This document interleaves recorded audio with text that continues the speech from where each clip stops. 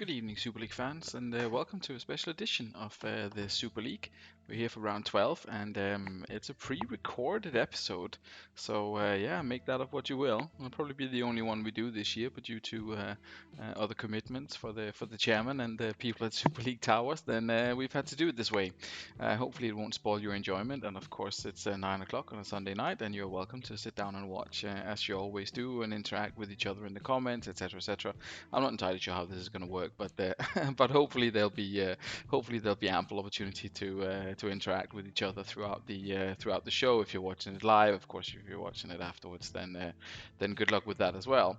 Not much to say that hasn't been said already. I hope you've all enjoyed the podcast, the midweek podcast with Fifey.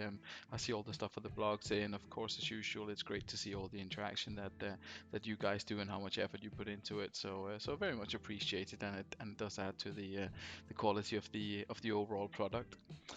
A quick look at the results from last week. We had a bit of a board draw. Aster Valen, that was a 0-0. Bolton with a comprehensive 4-0 victory over Chudley Cannons. Hearts drew with Hooligans. Hearts finally on the score sheet. Hooligans still struggling to get a result, but staying steady in mid-table.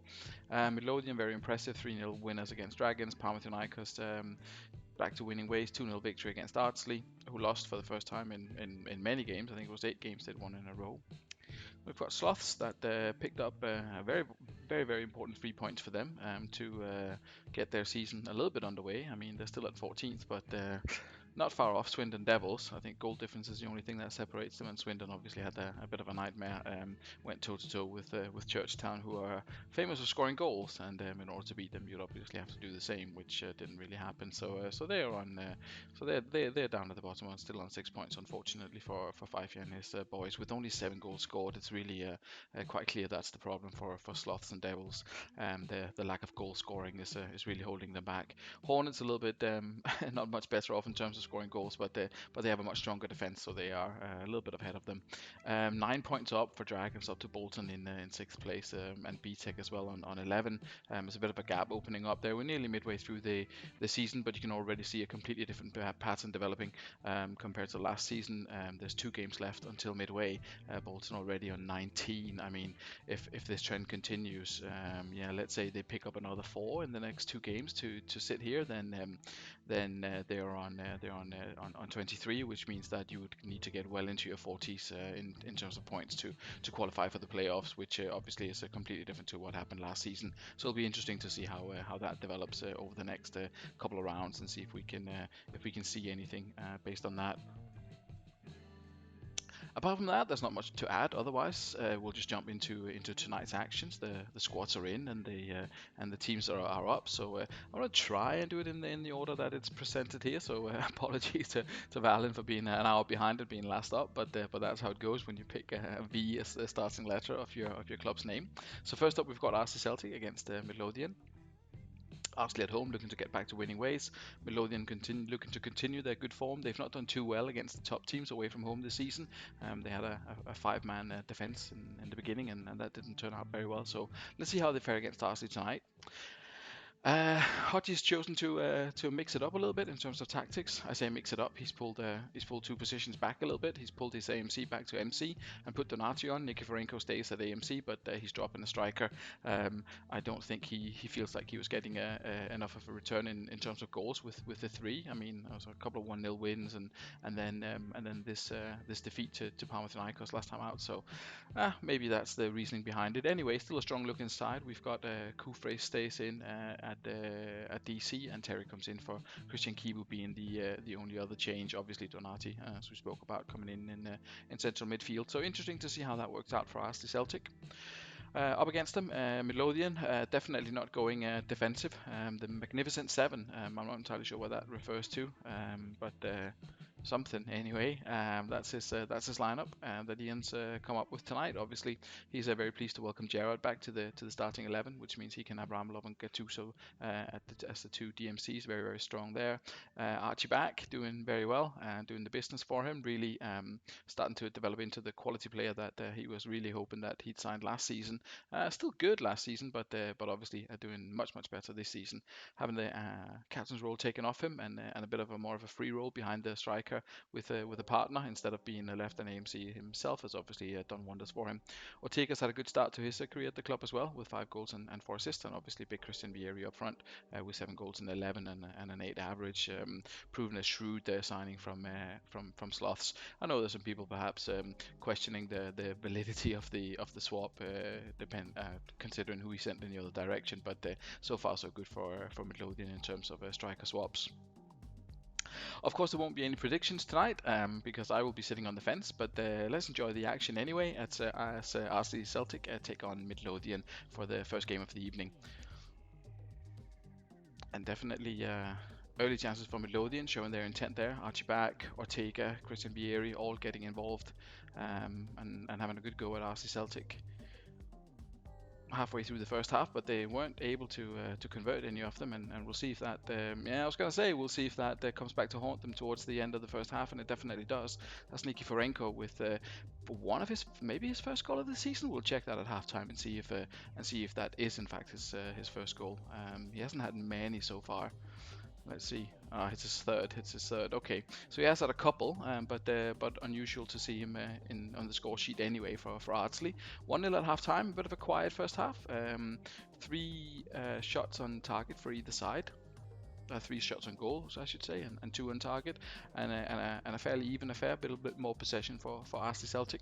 Let's see how their players have fared in the first half. Fairly steady, 8s and 7s all along. Madeira not getting in on the action very much, losing the headers that he's contesting and having one shot, unfortunately for him, off target. Patrick Vieira already on a yellow card. You never know if that could be an issue later on in the game. Apart from that, not much to notice other than Cufre, who's really, I don't know if it was expected or not, but he had a pretty terrible first season. He only played a couple of games and didn't really do much. But obviously this season he's been very, very dominant in that central defender role for Ardsley. Next to him is John Terry, who's also doing a pretty good job.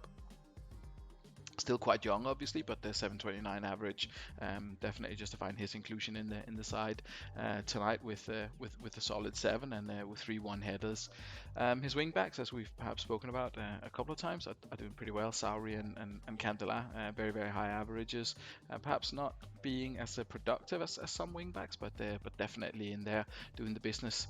Ibrahim Said, just a solid DMC, doing what he can to keep the opposition away and playing a partner to Patrick Vieira, who had 1-7, but was back on an 8 last week, and obviously looking to improve on that. He's on a 7 tonight, but that's maybe because of the yellow. I think it's going to be vital in the second half, especially keeping him on the pitch.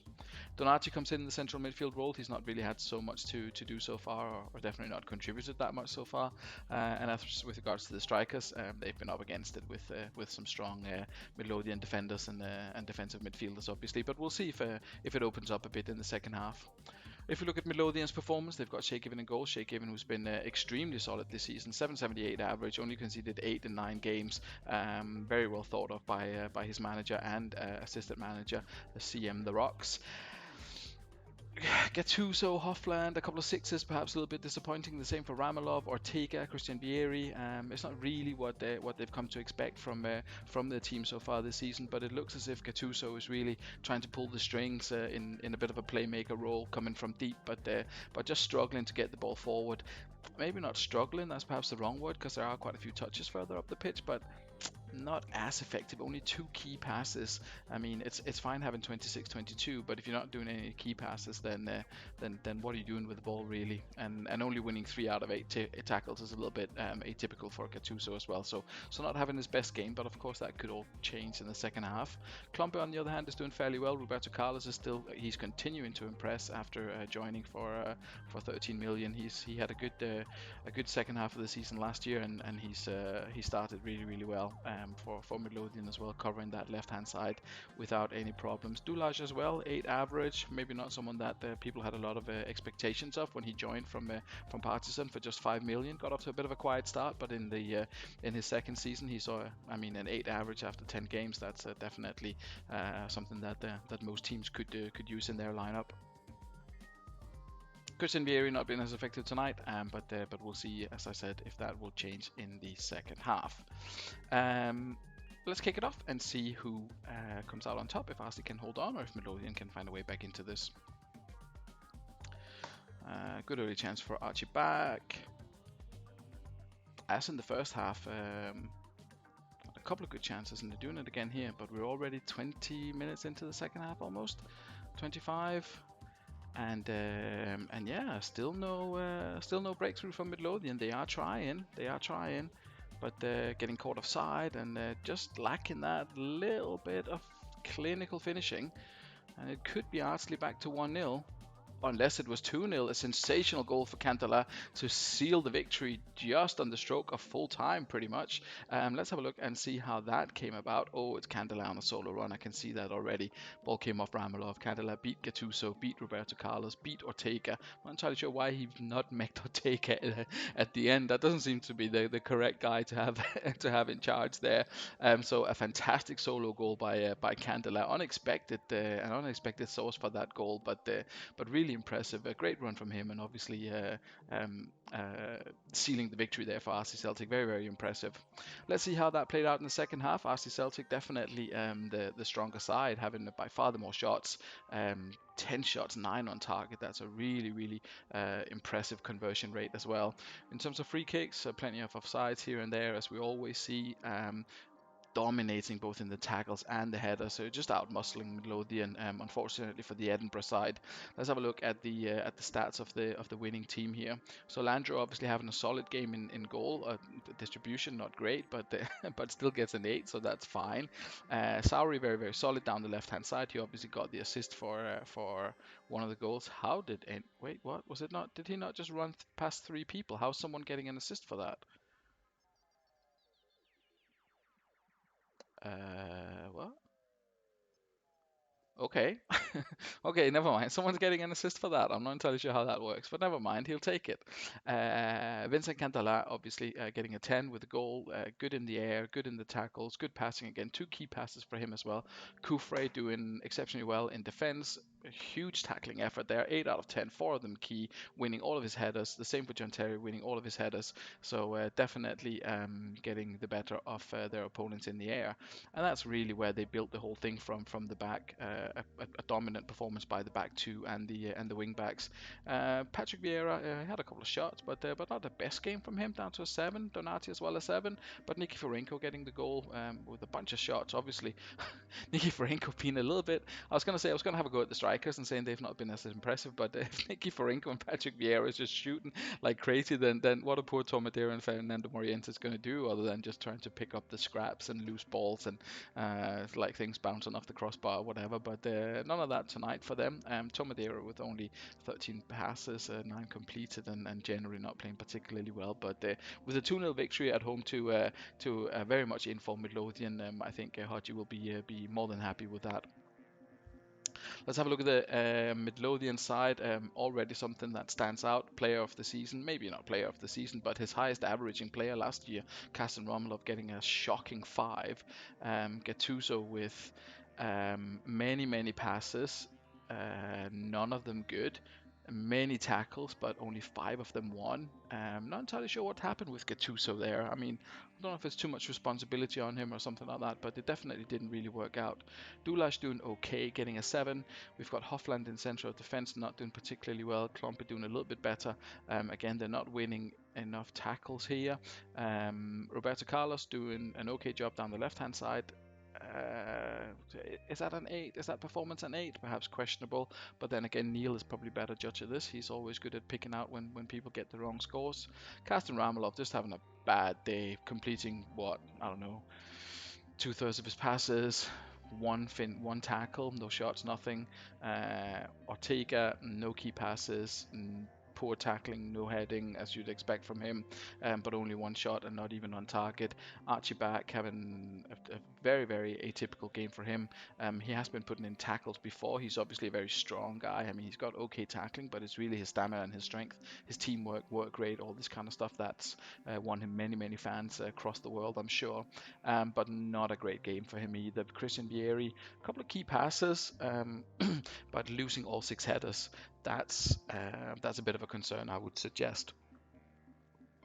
because I mean they're good. Cufre and Terry are good, but they are definitely not the two best defenders in the league. And if you're losing all six headers to them, then maybe passing the ball along the floor would have been a slightly better option. But that's something for Midlothian to consider for the next game. Stevie G back in action, probably just finding his way back in again, not winning any headers, winning a few tackles and doing a little bit of passing, but that's not enough passes for a central midfielder, not enough touches on the ball for a central midfielder for my liking. 16-13. I mean, for that role, what's the point of that? I mean, then what's he doing if he's not winning any tackles or headers or anything? Then he's just surplus to requirements, really. And you can't have passengers away to Ardsley Celtic in the league. So a bit, I was going to say unfortunate. It's not really. That's actually a deserved win for the home side.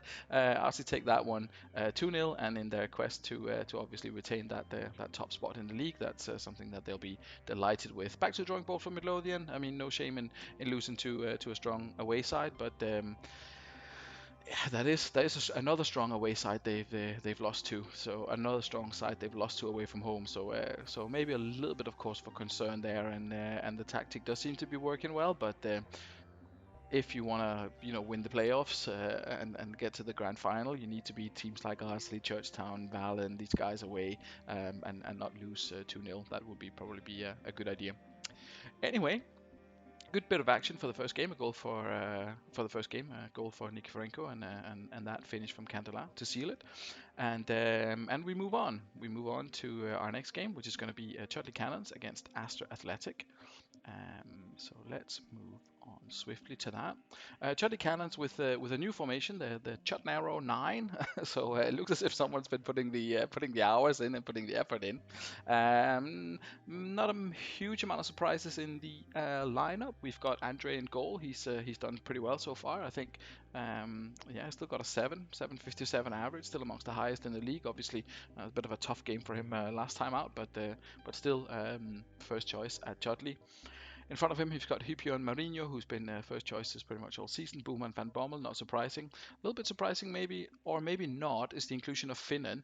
Stephen Finnan has yet to feature a lot for Chudley Cannons this season, but obviously had a very good run at it last season for under the previous manager. 744 average, perhaps not with the biggest in terms of return, but decent tackling, decent dribbling, and a pretty good player coming from deep and getting involved. Mark Kerr's back in central midfield. Peter Lucien obviously out despite putting in a half decent performance last time out, but probably looking for a little bit more in terms of I'm not sure what he's looking for. Maybe goals. I don't know. He's still not found his feet in the league, Mark Kerr, to be honest. We'll see if that changes tonight. He's gone with three attacking midfielders. He's gone with Gallardo, with Amoruso, Estebarria. Estebarria still a little bit hit and miss, but I mean, superb morale, either-footed. Could maybe get a little bit more out of it. He had such a good season last season.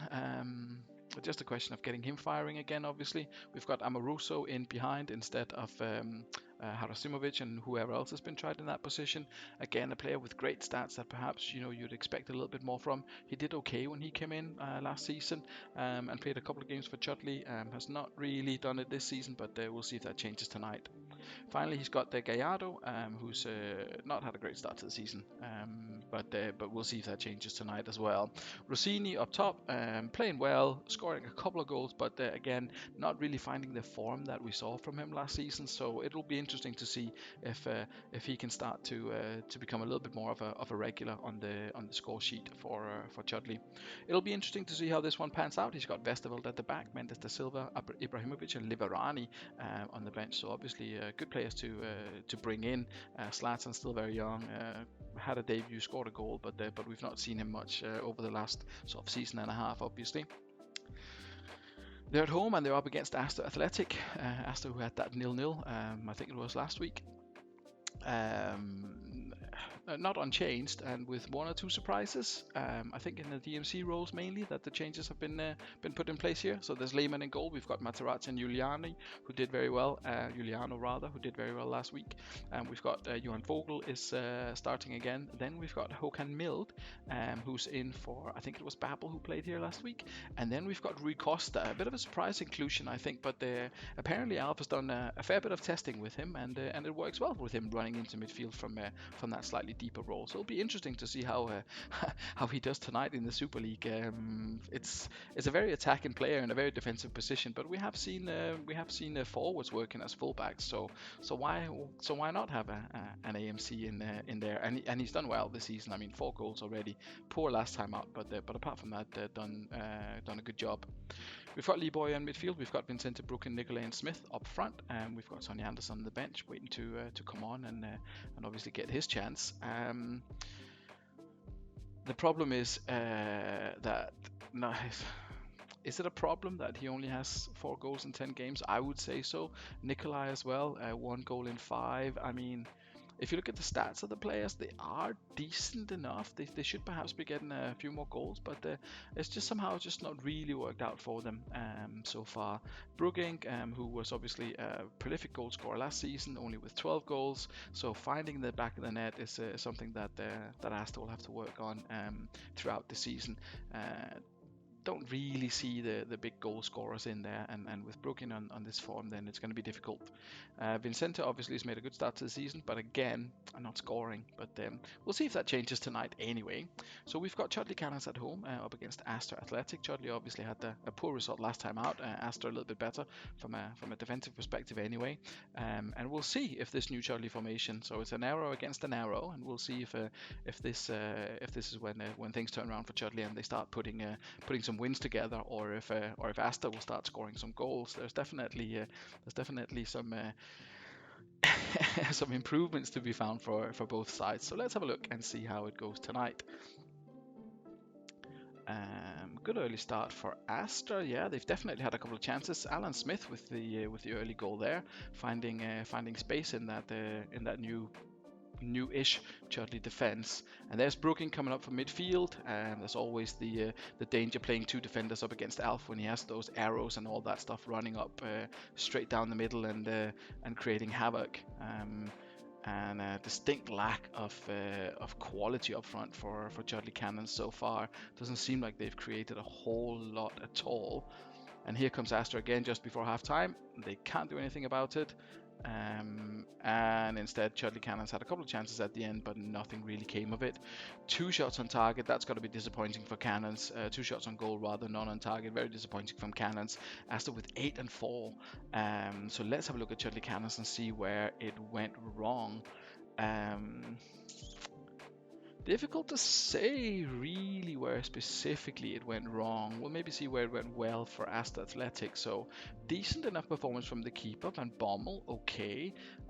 Could maybe win a few more tackles.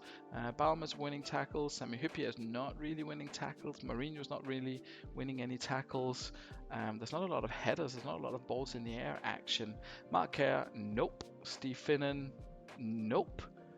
Has a very, very low pass completion rate, which has got to be disappointing from the manager when he sees that. Something that needs to be addressed on the training pitch, obviously. And yellow cards already for both of the 2 central defenders, as mentioned before. Alf with those 2 arrows on those AMCs going in between. It's very, very difficult if you're not man marking them, which I don't know if he is. I don't, as you guys know, I don't check your tactics. If he's not man marking those 2 attacking midfielders, which he might not be, then that is definitely that can definitely be an issue. But we'll see how the Aster players have performed. Gallardo doing okay, but the problem is really here. Mark Finn and Amaruso as well. It's really centrally not finding the space, and 1 key pass Baumer. That's not enough. Let's see if there's a contrast here, and quite clearly there is. Much better passing from the Aster players. We've got Rui Costa, who's not entirely impressed with his position. His tackling is obviously non-existent, so that doesn't go well at all, but really strong performance. Look at all these key tackles from Hokenmild rather, from Materazzi, from Johan Vogel, doing very, very well in stopping the Chudley attacking lineup. Arnold Bruggink's not made a single tackle, which is obviously okay because he has contributed in other ways. He scored the goal. Alan Smith scored a goal as well. So overall, a pretty strong performance from Aster. No one really stands out, I would say. Let's have a look at the stats again in terms of tackles and headers. I mean, it's not even that bad for Chudley. It's just not the key ones. that they're winning. They also have the most of the possession, but a lot of the football is being played in areas where they perhaps would rather not have it being played. Um, what can change in the second half? I mean, if Aster continue to play like this, if they continue to have this number of key tackles, then it's going to be very, very difficult for Chudley to get a way back into it. Key tackles themselves, not at all. So that is really the quality of the challenges that is perhaps okay, but just not at the right time. Bit of a marking issue there. Vogel crossed the ball in for Smith with a free kick and scored, and a speculative effort from Bruggink. So perhaps not the two easiest goals to kind of stop. They did seem a little bit random, but again they are creating a lot more chances, unfortunately for Chudley. But let's kick off the second half and see if they can find a way back into it. Maybe the tide will turn, but obviously after that first half, it needs to be a completely different second half performance from the Cannons. Early goal would be key for them. Rossini with a good chance there, but they're unable to convert. And again we see Rossini, again we see Estebaria, there's Amoruso again. So it's definitely a lot more pressure from Chudley in the second half. A good save from Lehmann there to keep them out. Estebaria with another chance. Definitely pouring forward, creating chances, having shots from all directions. Gallardo is there, Finnan is there, Rossini, how did he miss that? Is one of those nights for Chudley. And then on the counter it's Niculae who's hit that for Aster. Heartbreak for the Chudley defenders, who's kind of maybe lulled into a false sense of security after not having anything to do for pretty much all of the second half, and then being champed right at the end there. A complete turnaround in terms of chances. Chudley obviously dominating that second half, but just not able to find the goal. Loads of offsides as well for the Chudley side. 25 free kicks in terms of offsides. So that's obviously been a bit of an issue as well. But let's have a look at the performance in the second half overall. Again, struggling a little bit with the key tackles, but did a little bit better. A bunch of passes obviously coming in.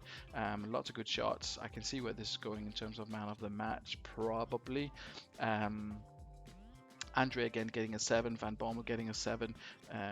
Half decent passes, not tackling as many as he maybe should, but not doing too bad. No key tackles, which is disappointing. Baumer with 5 out of 5. No headers, it's okay. Huppier, again, 50% is not the best. Mourinho is okay, but yeah, struggling somehow. Mark Kerr not doing too badly, but not doing too well. Again, like we saw Steven Gerrard in the other game. If you're the central midfielder and you have 14 passes, why are you even on the pitch? I mean, it's definitely not good enough. Rossini not able to get a shot on target is also going to be disappointing. Everyone else basically putting in a kind of a bang average performance, but an okay performance, but nothing spectacular. It wasn't Lehmann who I would have thought Lehmann got the man of the match after getting so many saves, but it isn't. It's actually Alan Smith getting the man of the match for an assist and a goal. Unusual to see both Niculae and Niculae and Alan Smith scoring in the same game, but Aster will definitely be happy with that Aster performance and those goals. If we run through the performance of the individual players again, Lehmann has done a solid job in goal, keeping a clean sheet as he did last week. Rui Costa he did okay, apart from the fact that you can't run around with a player that can't tackle as DMC. But apart from that, he did a good job against a better side or a more clinical side. This is going to be an absolute nightmare. But fair play to Alf for actually having the success with it and for actually trying it. We've got Johan Vogel doing a brilliant job apart from in the air. Other than that, okay, he got an assist. Materazzi and Giuliano doing a solid job at the back. Hook and Mild, okay, not winning any headers, but 4 key tackles, which is obviously out of the 5 that he did, so that's a positive. Arnold Bruggink, not doing a whole lot, but actually getting a goal. Vincente the same, a fairly anonymous performance from him compared to some of his teammates. Niculae, good performance, I guess. I'm not sure how he gets a 9 out of this, but that's okay. He got a goal, so I suppose that's okay. Alan Smith, definitely lots of passes, 3 of them key. He's even getting some tackles in. Very, very good in the air as well. Surprised to see Alan Smith and Niculae in the air beating Huppier and Mourinho, but there you go. Sometimes that's just what happens. Lee Boyer getting a 7. Not the best, but again, see the tackles if you compare it. 28-18, 12-7, 14-10, 3-2. Who would you rather have? What do you think is best? Okay, it's not winning any headers, but there you go. That's just how it goes. So yeah, a strong performance from Aster Athletic away from home. Yet another trip to the drawing board for Chudley Cannons. I think the wastefulness of some of their players, obviously that's not a 3-0 difference in terms of chances, but the wastefulness of some of the players, the quality of the chances that they create, that central midfielder role, and yeah, I mean, we'll see. We'll see what he comes up with next time. Personally, I'm not a fan of this line of three. I don't think it works, but it's difficult to suggest anything else really with my track record in the league. But we'll see. We'll see. Obviously. He's putting in the hours, Scott, and it's unfortunate that he's come up with a poor result again. But he'll be back. He'll be back stronger with a better formation or with some tweaks here and there for the next match, I'm sure. Speaking of next matches, we've got a cracker up next. We've got Churchtown up against Bolton. So let's have a go. I've still got Chilabert set as a free kick taker or something like that for some reason, but it doesn't seem to affect them. Let's have a look at the Churchtown lineup. They are unchanged. Very brave. A very brave decision from the Churchtown manager. They obviously beat Swindon 5-0 last time out, and he's decided to just say, okay, screw it. We're just going to run with it. A bunch of attackers, and let's put Bolton under pressure and see what actually happens. So this could be a very interesting night, and see if Bolton can hold them back. Obviously, he's well above a 3-goal a game average now, Kieran, with his side, using this tactic. So we'll see with using any tactic really. So we'll see what Bolton can do about that if they can keep them to 3 or less. They have a few concerns of their own. Stephen Henshaw, who's been doing really well, is out, suspended. He's got Wes Brown coming in. Wes Brown. There he is. Yes, Wes Brown coming in. And into the central defence next to Stam. The rest of them are unchanged from last week. Obviously, we've got Fernando Torres, who made his debut, who's got 2 games, 2 goals. Brilliant stats already, only 19 years old. And if he keeps up this form, Raul is obviously doing well as well. It's going to be quite interesting to see what he's going to do when Montella comes back from injury. I mean, presumably Montella is still going to be first choice, but that's good form for Fernando Torres. Obviously, it's going to be a difficult one for him tonight up against a strong opposition, but he'll probably get his chances with Churchtown only playing with one central defender. Solid tactic for Ryan here, very similar, if not identical, to the one that won him the grand final last year. I'm not entirely sure, my memory's not that great, but I think it was very similar to this.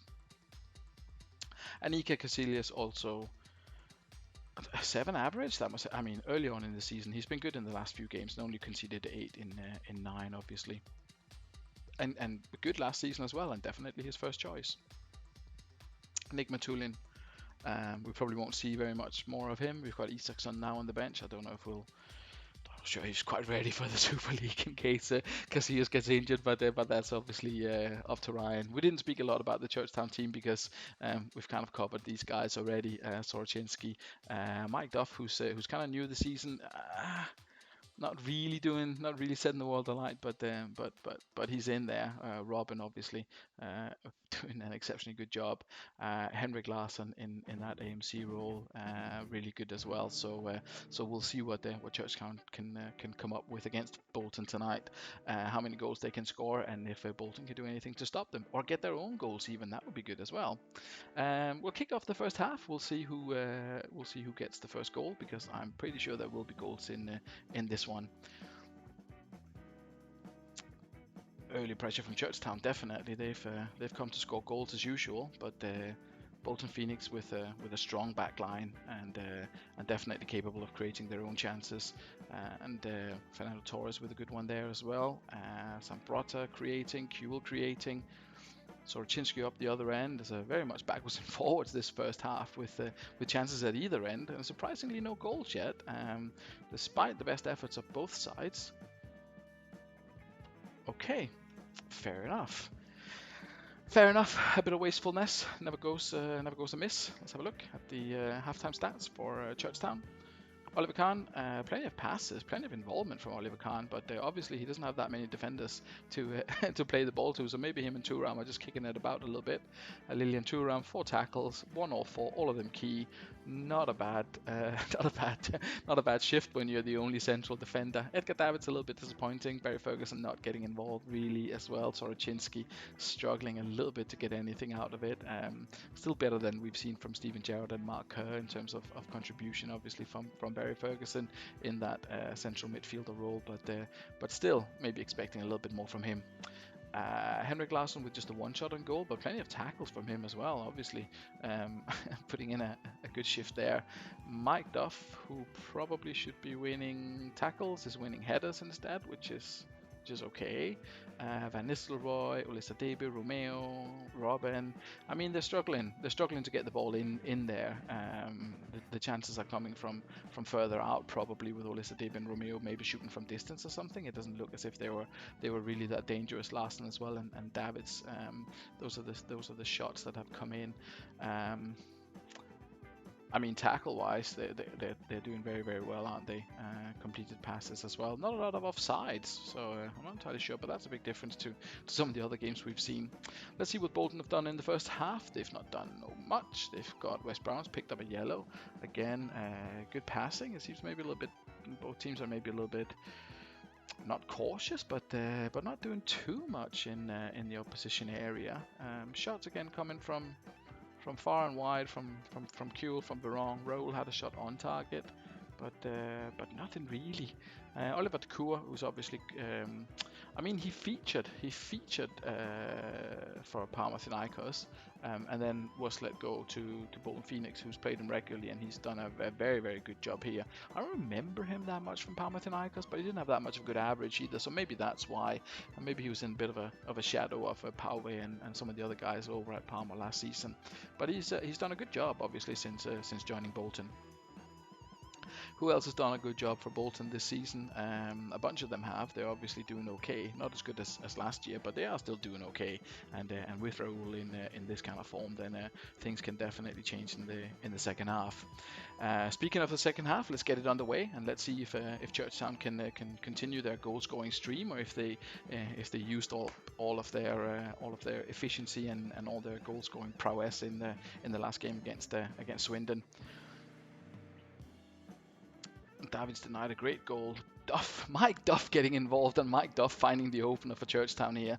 Probably not the guy I would have picked to it. And there's Fernando Torres with a goal straight back for Bolton Phoenix. So the goals that were missing in the first half are definitely coming in the second. And there's Larson putting Churchtown ahead. Will they get the 3 that they usually get? That's the big question, I guess. It definitely looks the more likely team to score, but against the run of play, perhaps, or at least what seemed more likely, it's Kuhl, and now it's Bolton putting on the pressure right up until the end, but they are unable to secure the winner. Let's see. Much better in the second half for both teams. Much more attacking, a bunch more offsides as well. Still great tackling from the Churchtown side, but maybe just that little bit too open. It is obviously a gamble to play with one at the rear, but it has paid off for them before. But tonight was not one of those payoff nights as Bolton get into it and get a couple of goals there. Let's see how the goals came about. Mike Duff headed the ball at goal, picked up the rebound, and scored. Presumably it's in the same move. And then Fernando Torres, it was Kuhl who hit the ball towards Torres, and Torres got above Oliver Kahn to head it in. Where was the marking? I guess playing with one central defender does that for you. Then we had Henrik Larsson, who just gathered a loose ball and whacked it in to take the lead for Churchtown.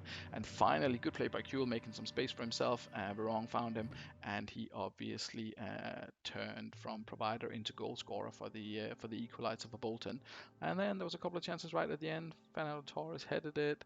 There was a couple of maybe loose balls here. Raul found himself in front of goal and went over. And Olisadebe tried to run off an injury. That'll be interesting to see how that's gone for him. 71. That's not really an injury. That's just tired, isn't it? Potential thigh injury. I think he'll probably be okay. Anyway, not the best. I mean, a 6, that's a bit harsh on old Oliver Kahn. It's only 2 goals he's let in on 6 shots. That's not too bad. Good performance from David. Turam, just missing that one tackle in the second half. Obviously, Torres just being alone with Oliver Kahn as well. Not the best for him. Won his headers though.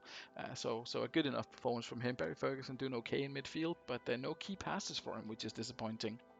Sorochinski doing a good job. Henrik Larsson doing a brilliant job. Mike Duff, man of the match for Churchtown anyway, getting a 9 and scoring a goal. Plenty of headers again, and even getting a couple of tackles in the second half. We've got Ruud van Nistelrooy doing a kind of a running about thing. Olisa David the same. Romeo didn't really work the 3 strikers tonight. Sometimes it does, sometimes it doesn't. I always find that 3 is a bit of a it's not really a magic number, is it? It's just a bit of an inconvenience to have 3 people next to each other, unless it's DMCs where it's, the more the better. Everywhere else it seems a little bit. I mean, they obviously had 5 goals against Swindon last time out, so you can't really complain. But Swindon were also playing a little bit of a strange formation, so maybe that has something to do with it. Anyway, 2-2, not a terrible result for Churchtown. They would have probably be a little bit disappointed after being ahead that they let Fernando Torres equalise, but not a terrible result for them. Robin doing well again, getting an assist as well. Was it Barry Ferguson who actually got an assist? No key passes, but an assist. Okay, makes sense. Fair enough. Let's have a look at the Bolton stats. Igor Casillas, another strong performance from him, an 8. Yapstam only getting a 7. But could he be the one who loses out if Henshaw is back next week? We'll see. We've got West Brown on an 8. Good performance from him. We've got Dede with a terrible performance up against Mike Duff. Completely dominated. Completely dominated by Mike Duff. That's unfortunate. And a 6 for him. And only 14 passes. Samprota had much better luck over on the other side. Not in terms of creating a huge amount of chances, but certainly putting in a bit more of a better effort, getting a lot more passes in. Oliver de Cour, good solid midfield performance from him. Same for Kuhl, obviously he got the goal. There's Verong who got the assist. Kuhl with an assist. How are you only poor passing? I was gonna say, and poor tackling and poor everything else. I was gonna say, how do you only get an 8 when you have a goal and an assist? But if you're rubbish at everything else, then I guess that's it. Verong getting the assist and getting a 9, a key pass for him as well. Sinoni doing okay. Torres man of the match and a 9. Not sure why he's man of the match. He gets a 9 and he scores a goal. Montella, where are you going to play? Where are you going to play if you're up against if you're up against a player like Fernando Torres? It's going to be interesting to see how Ryan squeezes Montella back in when he's back from injury. Raul, bit of a poor one for him, but there you go. In terms of the actual action in the game, fairly evenly spread out. Not a lot of play in down at the Bolton end, but obviously there are plenty of chances. Churchtown just maybe a little bit more cynical or a little bit more clinical in the finishing, cynical at the back instead of just the one guy, and they would have probably won this one. But Ryan will take 1 point away from home in a tricky encounter against Churchtown. Yeah. Not great for either side in terms of keeping up with Ardsley or creating distance to the chasing pack for Bolton, but 1-1. 1 point each in a 2 point game. So a fair enough result in terms of how the match went in terms of chances. Next up, we've got Dragons against BTEC, and obviously we have BTEC looking to get a result, looking to end this run of bad luck that they've been on, and getting somewhere this season, getting the season underway, and getting points on the board and keeping up with the playoff places, etc., etc. So we'll see how that works out against Dragons for them tonight. Dragons, who have, I am delighted to say, been at the drawing board and come up with with something with a bunch of arrows on it. It's very, very similar to what Chudley came up with.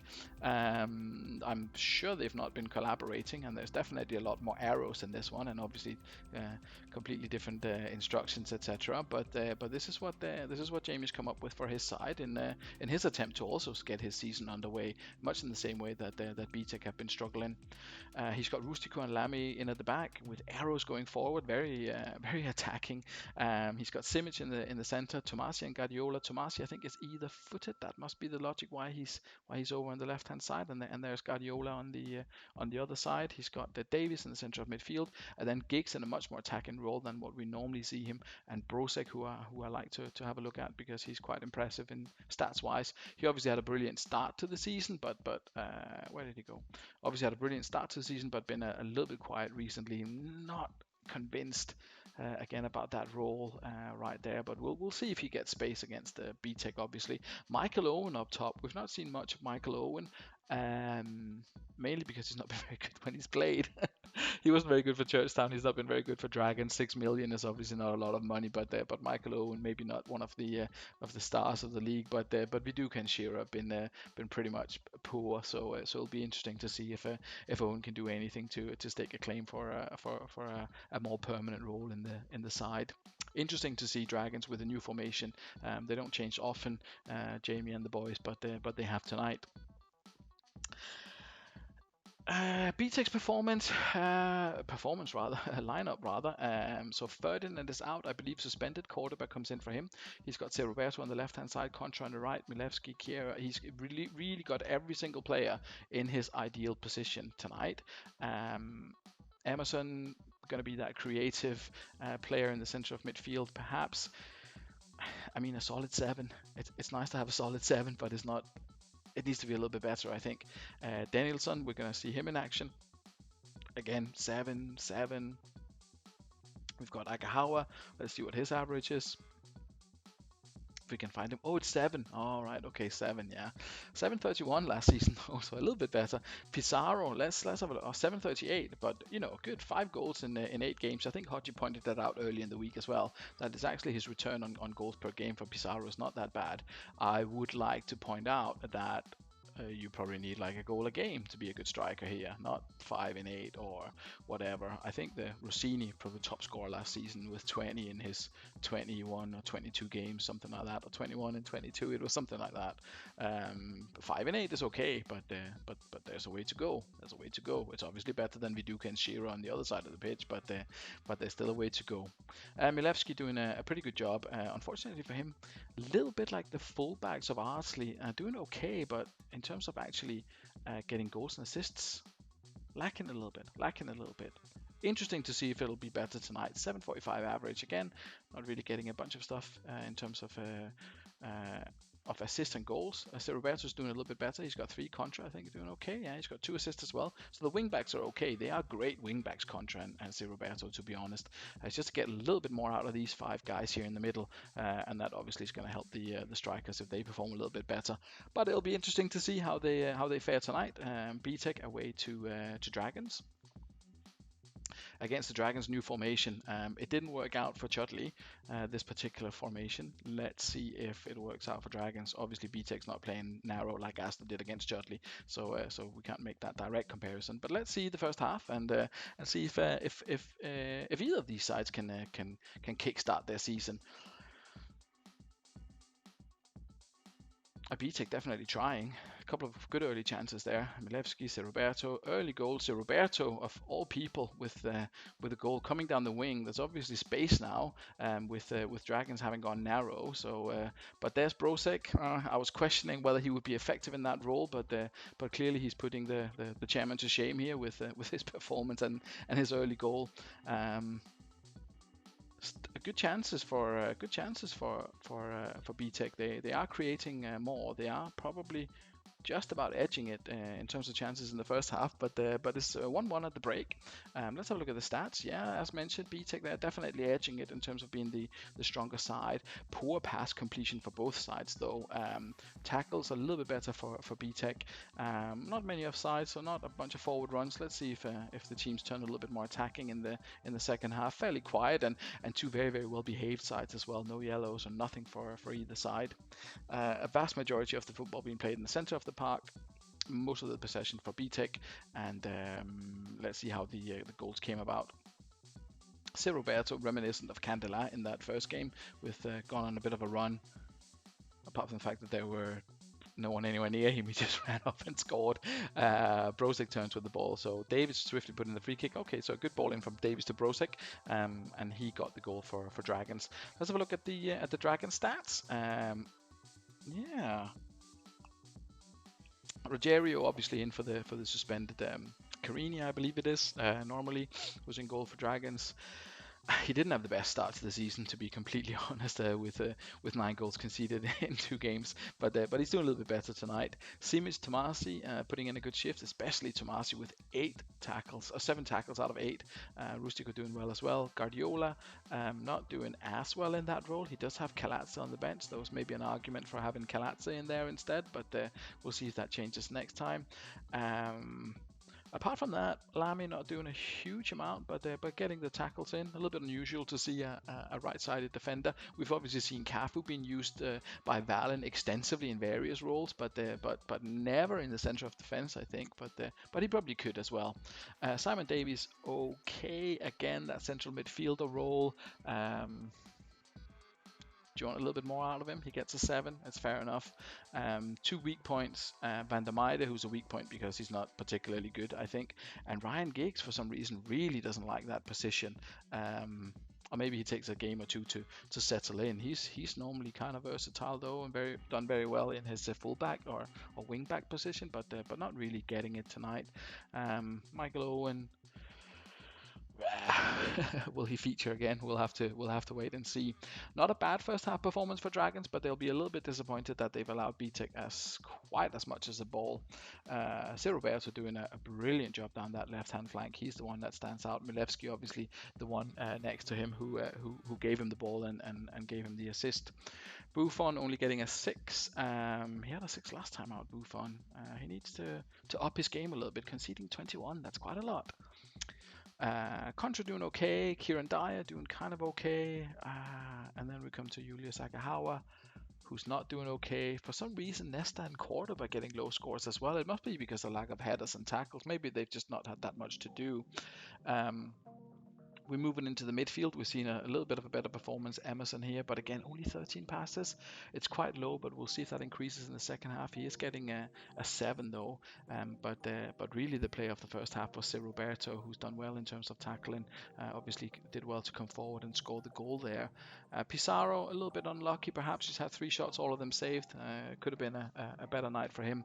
Danielson, getting a 7 and not really doing anything, which is kind of par for the course for him, unfortunately, this season. Well, in the one game that he's played, but getting a 7. Lots of goals last season, or more goals last season, and a few assists. But I was thinking of Agahawa when I mentioned that, obviously, a 7 and not getting that much out of it. A little bit surprising. They are very, very good players, and they are suited to those 2 roles. So we'll have to wait and see if the second half or the rest of the season picks up for either of them. We'll kick off the second half and see if BTEC can find a way to break Dragons down. Again, BTEC performance. They're playing well, just not getting the rub of the green, getting the goals, getting ahead. Second half maybe. They need to watch out for Brožek. I was about to say, watch out for Brožek. He is a very, very, very much Dragons' main player this season, much as Keane was last season. BTEC had a very, very quiet first 20 minutes, came into it, had a goal disallowed for offside, and Dragons sat deep and just nullified the threat. Very, very, very cynical performance for Dragons. But it results in 3 points for them, so why not? So why not be happy with that? That second half went incredibly quick, incredible lack of action, just a couple of chances for either side, blink and you'll miss it kind of territory, and perhaps not one for the neutrals, unless you are a Brožek fan, in which case you're not neutral, if that makes sense. So let's have a look and see how that came about. Guardiola hit the ball, evading the challenge of Emerson, heading into the area. Brožek climbed above Buffon. Again, another one where the strikers left with the goalkeeper. That's a bit of a weird one, but either way, didn't expect Brožek to score that many headers, to be honest, with his kind of poor heading. But jumping is okay, I guess. And definitely 2-goal hero. The new Robbie Keane is someone that the Dragons will be very happy with.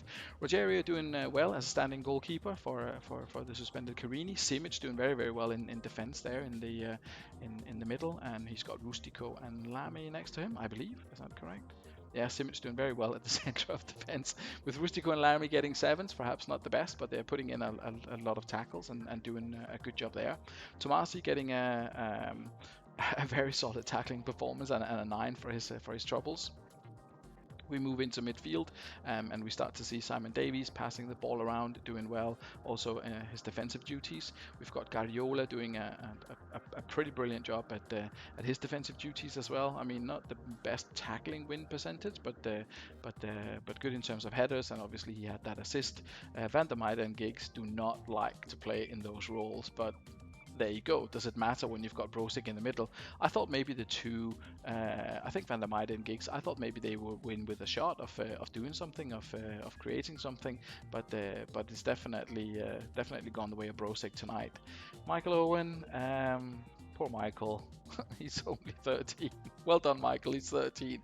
Is that how it is? Anyway, Michael Owen getting a 7 for his troubles and not impressing anyone, but we'll see. I mean, a 7 is not too bad. We'll see who starts for Dragons next time, but obviously the key player for them is Pavel Brozik at the moment. Let's see who is causing trouble for BTEC. It's Buffon not performing. It's Cordoba not being Rio Ferdinand. Those are the main problems, obviously. Contra doing very well down the left-hand side. Roberto doing very well down the right-hand side. Kieran Dyer doing okay. In terms of tackling, he's doing okay. In terms of heading, not so good. Passing percentage, also not fantastic, but not a terrible performance. Milevski doing really well in his role, but obviously one of them had to pick up Brozik, and it seemed as if neither of them really managed to do that very, very well. Emerson doing okay, good passing percentage. He's quite similar performance to Davis on the other side, not too bad. Danielson doing kind of okay as well, I guess. Agahau had the goal disallowed. We can have a look at that in a second and see how that came about. So yeah, a bunch of 7s and 8s, and then just 2 6s letting the side down a little bit. So unfortunately, that's kind of symptomatic for BTEC season so far.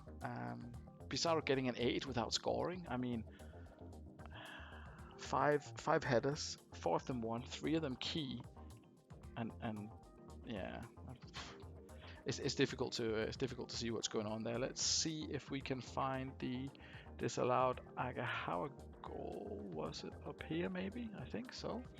Agahau scored, ruled out for offside. Danielson stayed fractionally offside. Unfortunate, and that was in 78 minutes, and then literally nothing happened for the rest of the game. I think it's like the 5th or 6th or something game in a row that BTEC are on paper the slightly better side, and unfortunately they're losing. Unfortunately they are losing, and it's difficult to put your finger on what the problem is. Confidence maybe. Unfortunate performance from Buffon as well, 2 6s in a row. Can't really justify that. Cordoba, he's been doing so well. I mean, I think Ian mentioned to me, maybe it was on a private message or in general, that he said that Cordoba has not let him down, and he hasn't. He's done good when he's come in 8:33, but tonight he didn't. Tonight he had a bit of a shocker and didn't do anything to pick up the opponents. Difficult when you're up against one striker with that mismatch of 2 central defenders and 2 defensive midfielders up against 3 and 1. It creates that little bit of uncertainty, I guess, but still should have perhaps done a little bit better. Unfortunate for BTEC, it's back to the drawing board yet again. Let's try and find a new phrase. Something to think about for BTEC, how they can get a little bit more out of it, but it's obviously difficult when the players are doing quite well, but they're just not turning in the results. Dragons, great performance from them. Room for improvement in terms of Van der Meijden, in terms of Ryan Giggs. Tomasi and Guardiola worked really well together in that midfield. He's got Kalatz on the bench. He's got Robbie Keane to come in as well. Robbie Keane could perhaps come in for Van der Meijden or for Giggs. You've got to kind of find space for Giggs though, so probably get in instead of Van der Meijden. Maybe Brozik out on the right hand side being that FRC. Who knows what Dragons will come up with next, but they'll be delighted with the 3 points that they've picked up here. Next up on the show, we have got Hooligans at home to Swindon Devils.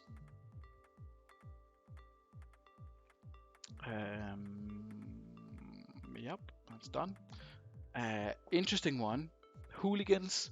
This is going to be the shortest. This is going to be the shortest introduction of the evening. Hooligans have not changed their tactic. and they've not changed the lineup. The only thing I will say about Hooligans is that apparently David Beckham is on the verge of leaving the club. Rumors are flying about at the moment, and may have developed since this recording, that David Beckham could be leaving the club. He didn't really feature last season, and he's not featured this season at all.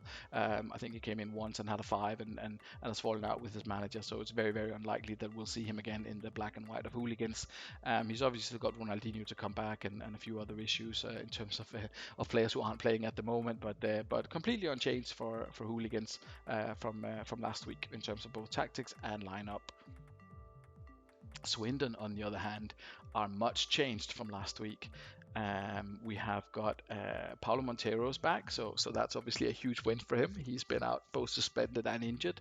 Ashley Cole's on the left-hand side. We've got Danny Mills on the right-hand side. That'll be interesting to see how he performs tonight.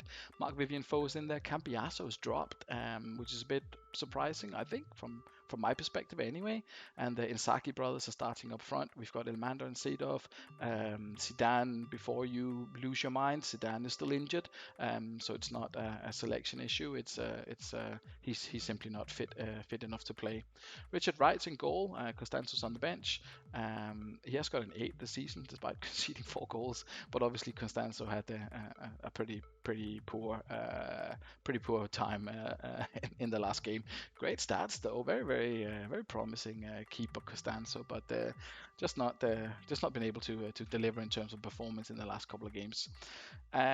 Interesting lineup from Swindon Devils. As I mentioned to Fifey, he'll probably get criticised for being too conservative now that he's that he's tried to change things up a little bit. But it'll be interesting. I'm very interested to see how that midfield works with Elmander, who isn't a bad player. He's a little bit in that Kennedy mold that his stats are not the best, but he's actually done a half decent job when he's come in terms of actual getting goals, etc. His average ratings may be a little bit low, but we'll see. Maybe that's all about to change. Difficult game away to Hooligans, obviously, and Fifey will be hoping for goals from the Insagis, who haven't really set the world alight so far. Clover on the bench if anyone gets injured, but he's not either. It's been an issue for him and for Sloths to get goals, as we mentioned earlier. Hots as well, being down there in the low scoring end. But anyway, we'll see what the first half brings. Hooligans at home, obviously, completely unchanged, and they're unpredictable in their predictability. Same lineup, same tactic. Results can vary greatly, and obviously Swindon. Will this new formation work out? And how will it happen for Swindon and Fifey's newfound I won't say love for the game, but his new experiments, having a laptop and having the home save to do all his experiments with. It's interesting to see how this one pans out. If Swindon can bounce back from that 5-0 defeat there that they had against Churchtown. Obviously not great for morale, but they should be in with a decent shout against Hooligans, who's not had the best season and who do have a habit of conceding at least 1, if not 2 goals per game. So yeah, I mean, a couple of chances in the first 10 minutes for both sides. Early yellow card. There's Kennedy, who continues to surprise with his contribution in terms of goals and in terms of of getting a lot out of not very much. Very quick first half after that. Hooligans the dominant side, with Kennedy getting the goal. Good pass completion. That's very bad. That's very bad. 44% tackles and 34% headers. That's gonna be very disappointing for the manager. In terms of action zones, it has been all about Hooligans keeping the ball and putting the pressure on the Devils. Let's have a look at the performance of the individual players. We've got Stephen Kloss in goal.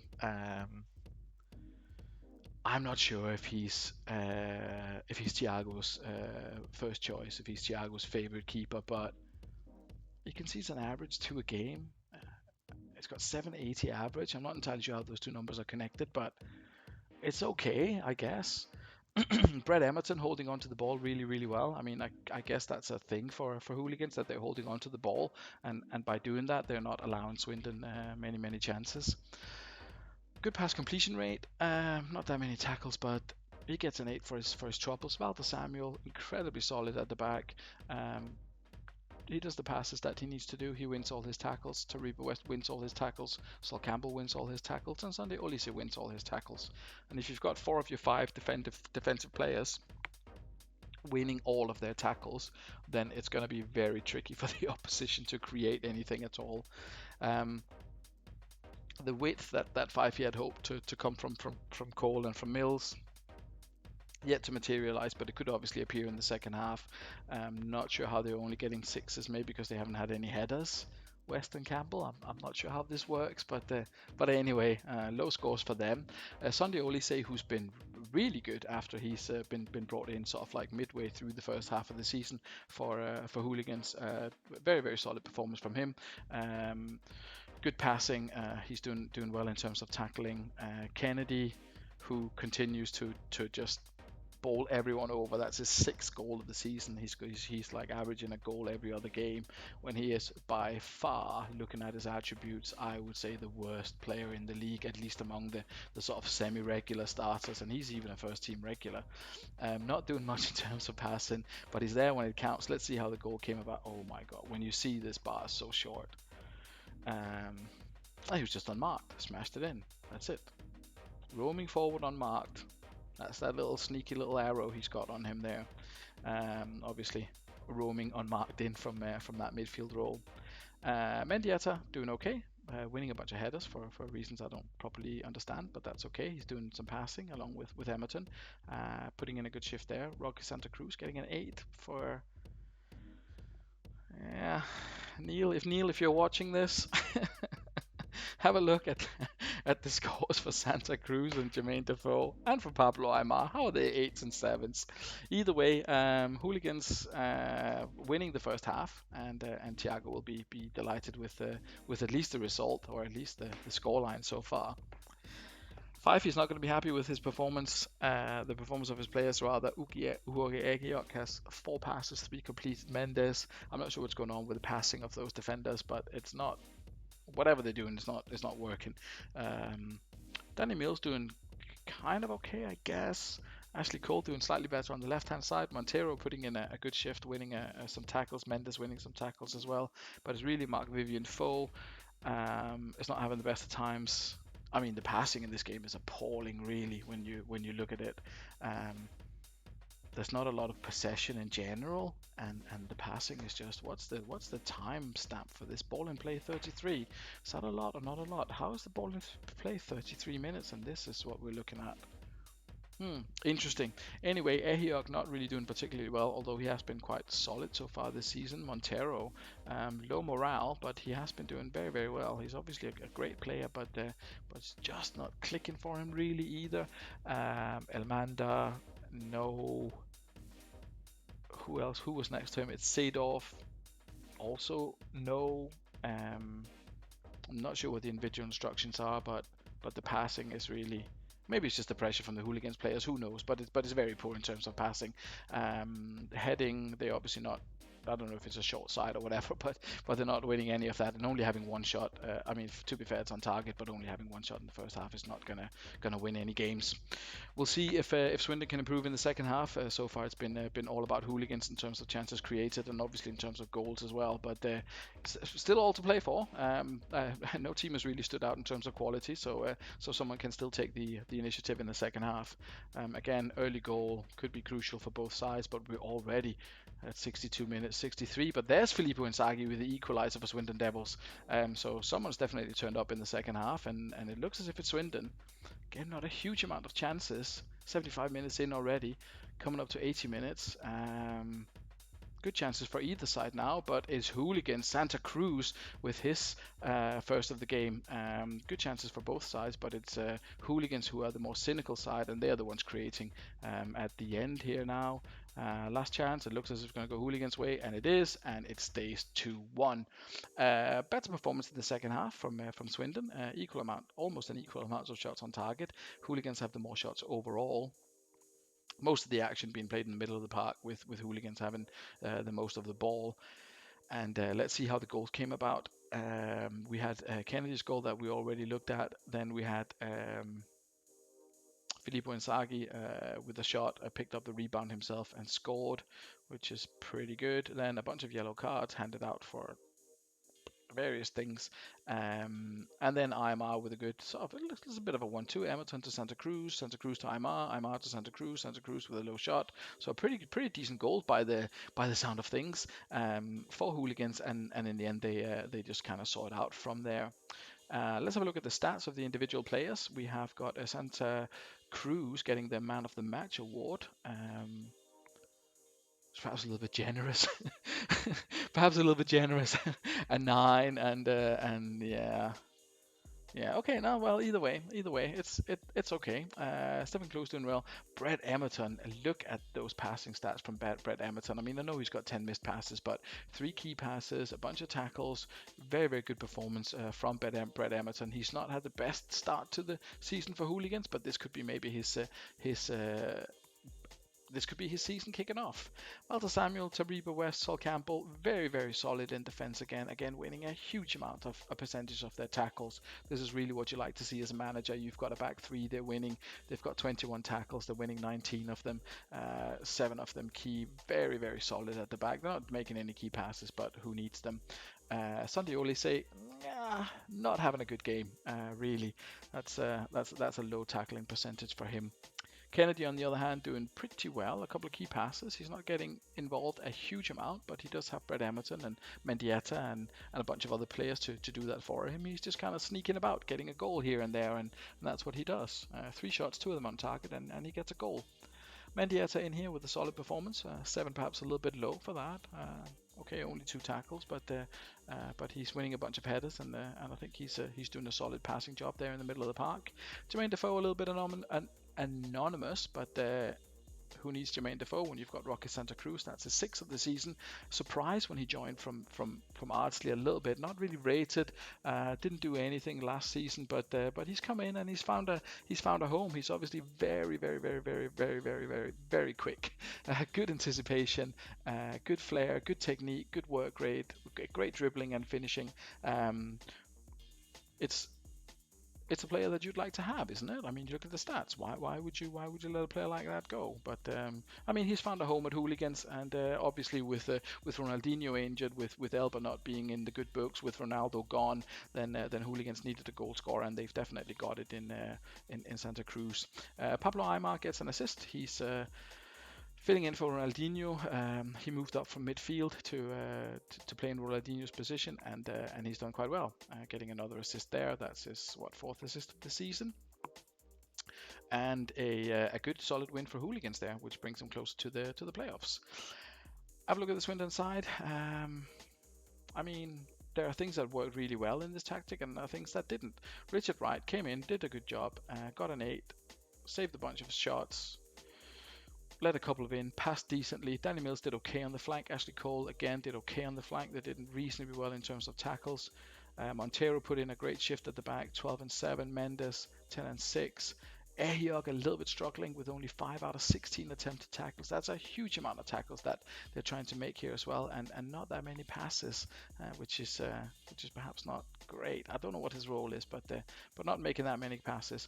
Only 2 key passes in the whole game. Elmander obviously not fit for purpose in this scenario. Ehiog struggling, Simone Inzaghi struggling a little bit as well.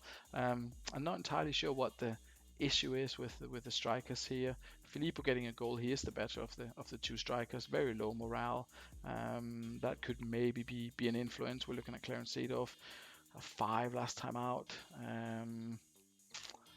Yeah, it's difficult to analyze. They're obviously not winning any headers, so I don't know if there's something to do with how they're positioning themselves in terms of marking that's gone wrong there, if they're just not getting close enough to their opponents. Tackling is okay. I'm just surprised to see Ehiok with such a low amount of tackling. And passes completed 68% is not bad, but it is a little bit low compared to Hooligans, and the headers as well. So something in terms of the positioning of the players, I think I would definitely have a look at if I was the Swindon manager. On a positive note, they scored a goal away from home. That's a very small positive to take, but obviously you got to look at the bright side of these things. I would say the passing and the positioning of the players because the tactic looks like it's pretty good. Yeah, the tactic looks kind of solid, a little bit defensive maybe, but there are arrows on there, so people are moving forward. But there's something not quite right with the positioning, and definitely something not right at all with the passing when you only have two key passes. Again, the hooligans are obviously pressing. They are probably a pressing side, and they do play narrow, so it is difficult. But again, you compare the number of key passes they've had and the numbers of headers they win, etc. So definitely getting the better of them in many areas. Either way, that concludes the Hooligans Swindon game. Thiago will be very happy with that result. And two goals, one of them for Santa Cruz and one of them for Kennedy. Inzaghi on the score sheet for Swindon. Not quite enough, unfortunately, for them tonight. The penultimate game of the evening is coming up in just a second. We have got Somerset Sloths up against Hoddesdon Hornets. And let's have a look at what we can expect tonight from the Sloths side. We have got a couple of changes. I think that's the other way around. Let's have a look at Burns. I don't know. This is how it was presented. Pastor Pat Soklu is coming in for Yepes. He's next to Burns. We've got Solari coming in for Selakovic. He is either footed, although he is a left-sided player, but has played here in the past with a reasonable amount of success. I think they're the only two. Oh gosh, no, we've got Donovan. How could I forget? How could I forget Landon Donovan coming in? He's not had a great start to the season. Three games and an assist and a 67 average, but is still better than Crespo, who, despite having some of the best stats in the game, he had such a great season last season. From a Sloths perspective, he obviously helped them enormously to get where they eventually finished up at the end of last season. But this year he's been completely off the pace, completely off the pace. But those are the changes for Sloths. We've got, as mentioned, Solari's coming in. He's either footed, so can play here. We've got Duff on the other wing. He's been doing a good job, not getting a great return in terms of assists, but we'll see if that changes tonight. D'Alessandro not not doing well either, but Rivaldo have fallen out of favor and obviously falling out with half the team as well. 650. There's so many six something averages here. Damien Duff is really the one who stands out. Everyone else, and NDI of course doing a good job as well, but there are no assists and very few goals in the Sloth side this season, and they're up against Hornets who aren't the easiest to score against, so it could be another tough night for the Sloths. Let's have a look at Hoddesdon. Only one change. Gudjonsson is, three changes rather. Gudjonsson is suspended, I believe, and we've got Ljungberg and Sean Davis coming in the midfield. That is a new one. Yeah, that is a new one. Yes, that is a new one. I was just double checking. We've got Sean Davis and Freddie Ljungberg coming into that midfield for a little bit more creativity. Was lacking last time out. I mean, they did get two goals in that 2-2 draw they had, but perhaps expecting a little bit more from the central midfielders. Felipe and Samuel doing a good job down the sides for Hoddesdon.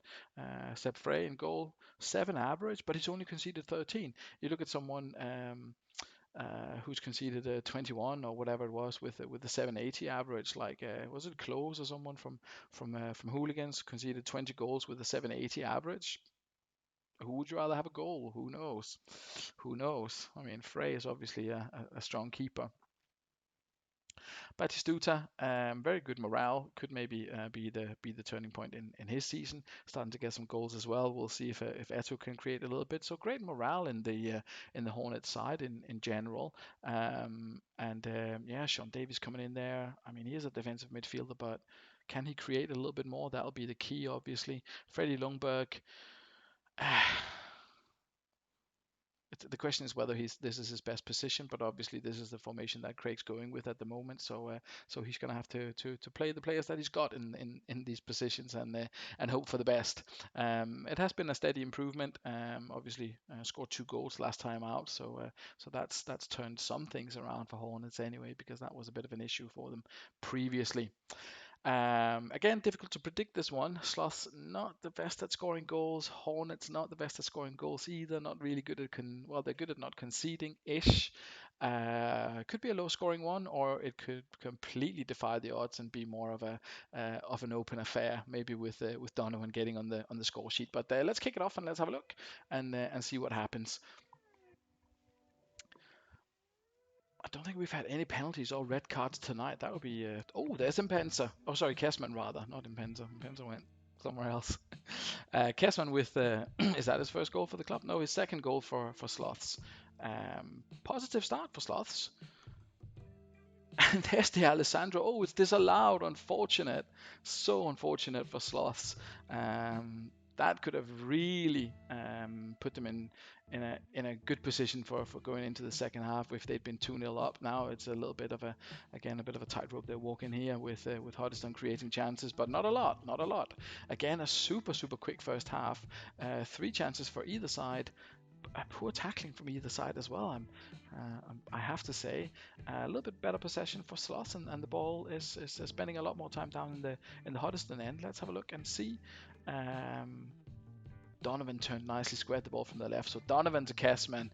That's how we score goals. That is definitely that's the end of the season for Crespo. We won't be needing him once we've now that we've got Kessman and his strike partner Landon Donovan creating all the action for the Sloths.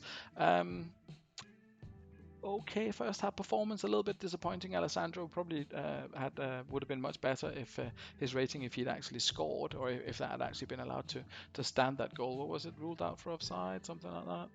And Alessandro was unmarked, scored. Kessman has stayed fractionally offside. I don't know why he interfered, but anyway, that's what happened. Taibi solid in goal. Solari doing okay down on the slightly unfamiliar right hand side. Then we have got Simeone doing okay. He's not had a lot to do, but what he's had to do, he's done okay. Patsoglu is getting an 8. He's getting the tackles in. Passing is not perfect, but you know. Damien Duff doing okay on the left-hand side. Alessandro, he had the goal disallowed. Apart from that, not a lot. Landon Donovan, no tackles, but he obviously got the assist and has already done more than that's the same as what Crespo did in the first 6 games, and that's getting 1 assist, 1 goal as well, and then he'll be equal. Balak doing okay in the central midfield again. Not. I don't know. It seems as if Hornets aren't really coming forward. It doesn't seem as if they have a lot to do. Ndiaye is missing a bunch of tackles, but apart from that, he's doing okay. And Christian Burns as well. A fairly quiet first half, to be completely honest. Let's have a look at the Hornets side. Yeah, it's more of the same, isn't it? Frey, a few passes. Felipe, quiet. Not really creating a huge amount down the side. Good tackles in the center of defense for Lucio and Laos, and then Petrov putting in a good display, getting a few tackles. Very low passing though, very low passing. Ball not spending a lot of time in the air, not a lot of headers. Tsigalco and Batistuta both having 3 shots, all 3 shots on target, but no goals. Etu doing okay. Low number of key passes. Key pass from Lucio and a key pass from Davies. How was it here? There's a few more, but again, I mean, low quality 6s and 7s. Yeah, sorry to hate on you guys, but that's a poor first half. That's got to improve in the second half. We've got to see a bit more action. We've got to see something better here. We've obviously got Val and Panathinaikos still to look forward to, but we can't go out on this. So let's kick off the second half and let's see if we get some more goals, some more action. The first 5-10 minutes, okay. Sloths are in control. Sloths are in control until Ndiaye picks up an injury. We've got Carrick coming in that position, covering. We've got 2 goalkeepers on the bench. That might be a mistake, but let's see. Let's let's hope that does. Let's hope that nothing terrible comes of that. Half an hour played in the second half. There's been a few more chances. Let's put it that way. 5 minutes left, and it looks as if Hornets are trying to create a little bit, but it's Kessman again. It's Kessman with the second of the night, and that seals victory for Sloths.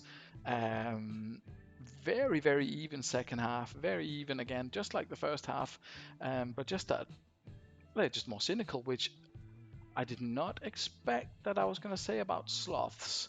That they're going to be the more cynical side, to be honest.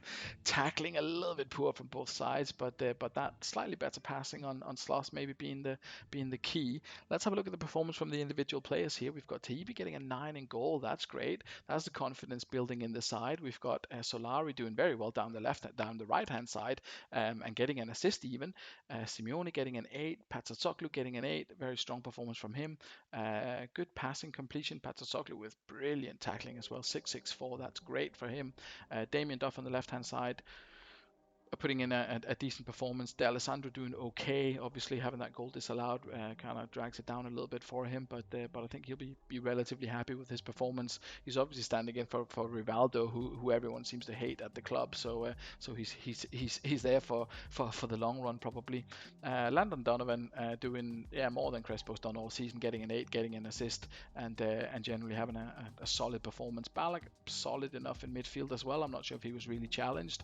Man of the match, unsurprisingly, is Kessman, getting 2 goals, 2 shots, both of them on target, both ending up in the back of the net. I praised Frey at the beginning of the show. I might not do so at the end of it. Christian Burns doing okay, getting a 7, and Carrick coming in and playing the last half hour and also getting a 7. 49 fitness for NDI, so that could be a couple of weeks, obviously, for him probably. We'll see how that works out for Sloths, but they should have Yepes back. They can put Patsasoglu into that defensive midfielder role if they need that. Yepes should be back, shouldn't he? And they've got Risp as well, so cover at the back, and Patsasoglu can move in there. Again, most of the ball being down at the Hoddesdon Hornets end, and a lack of goals. Tigalco getting a 5.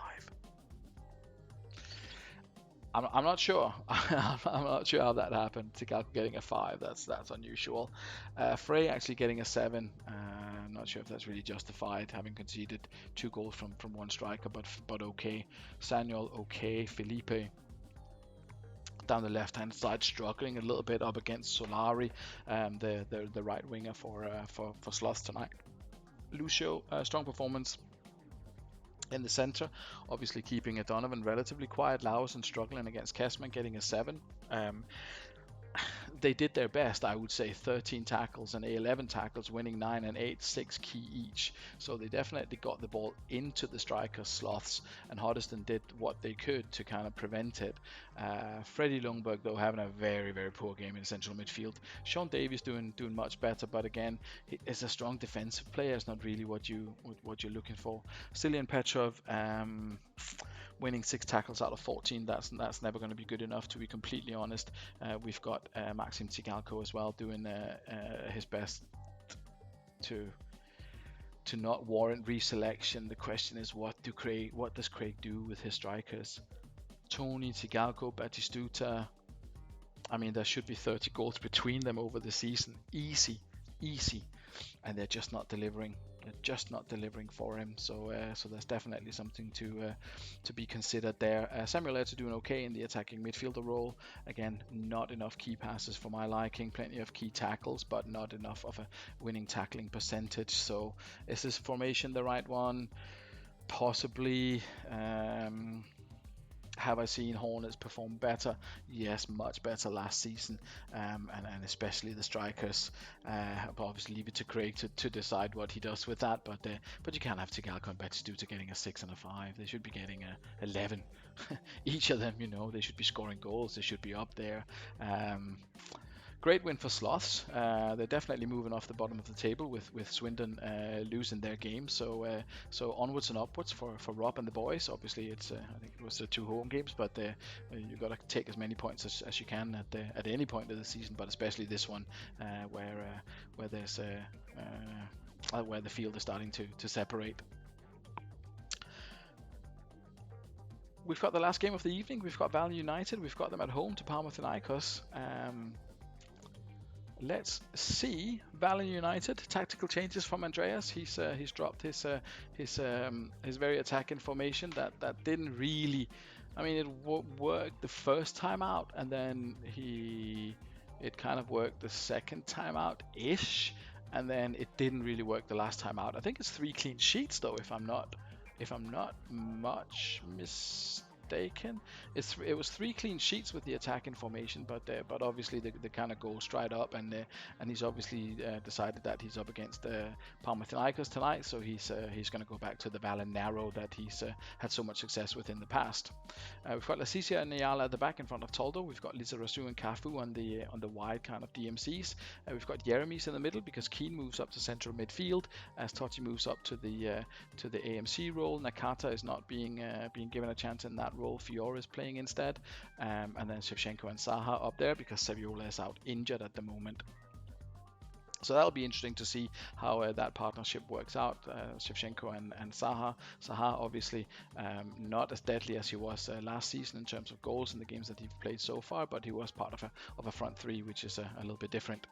Panathinaikos, I think only with the one change. They've got Vesiyuk in instead of Trezeguet, who picked up an injury in the last game, and Sand joins them on the bench, or joins the team on the bench. Cannavaro and Udese, probably the strongest defensive partnership in the league so far, so that'll be interesting to see what Shevchenko and Saha can do up against them. Very, very strong performance from Cannavaro this season. I mean, it's almost like Cafu, yeah, you get an 8 and it pulls down your average. That's disappointing, but there are so many 20s in there. It's kind of stupid and unbelievable. So they're up against a very, very capable defensive partnership, Shevchenko and Saha. Let's have a look at the Panathinaikos formation. Apart from that, they have got Nicky Butt up against Totti in that DMC role. Then we've got Cole and Riquelme up against Fiore and Nakata, so they're kind of matching up here.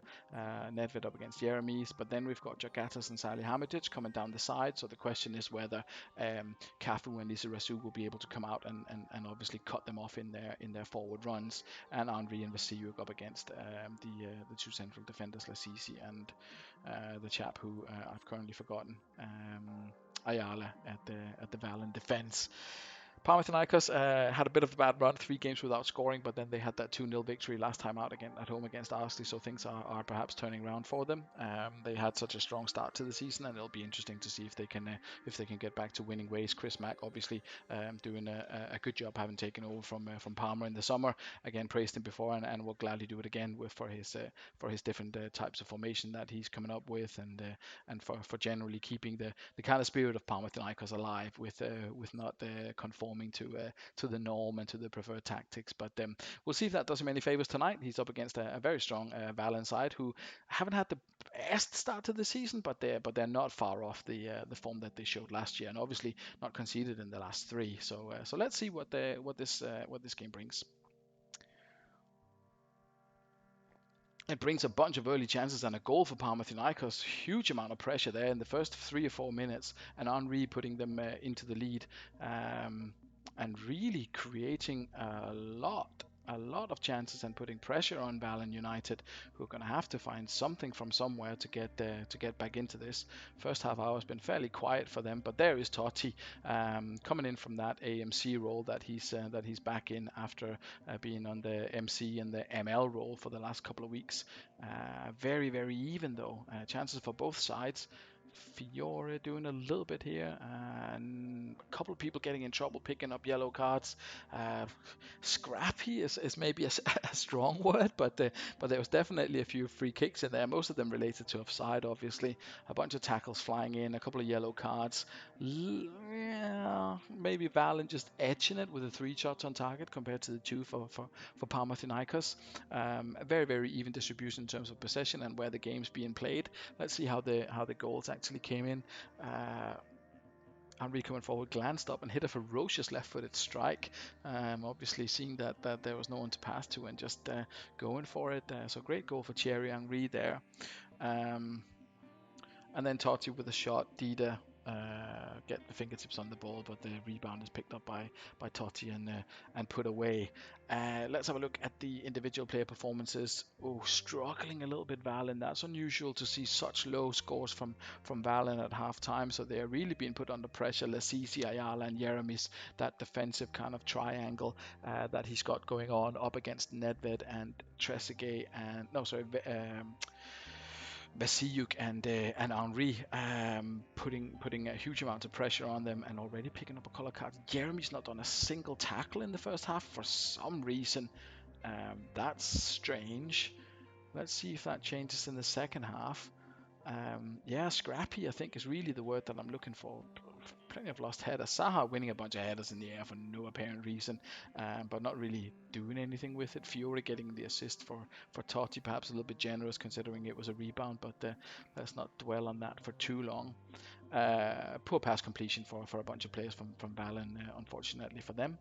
Roy Keane is not especially, but Roy Keane, I mean, they are lacking that alternative in there unless he brings a Nakata in. Yeah, well, we'll see if Nakata comes back into to play. He's done well. He's done well this season. 743. Surprised to see Jeremy's in there, but obviously he's trying to stem the attacking flow of Panathinaikos, and it's kind of working. I mean, Nedved has been completely anonymous and has picked up a yellow card, but there are other players that are contributing.